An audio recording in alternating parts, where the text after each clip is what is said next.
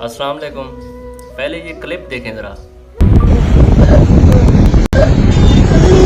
ये बच्चा मरेगा जब पवार कर दो।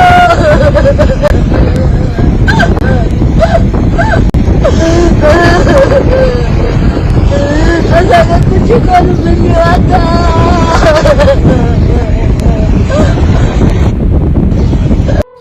यहाँ पे ये आलाम है, खाने के लिए कुछ नहीं है। यहाँ पे बहुत सारी लाशें हैं, लाशें उठाने के लिए कोई अमला नहीं है, कोई हमारे पास इंतज़ाम नहीं है। ये आप तस्वीर देख रहे हैं, ये स्क्रीन शॉट देखें आप, कितने मसाइल में हम घिरे हुए हैं। हमारी माएँ रो रही हैं।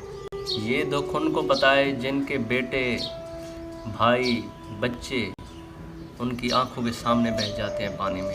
ये दुख हमने देखा है, ये सारी आफतें हमने देखी हैं। तो इसलिए मेहरबानी की जाए, हमारी मदद की जाए।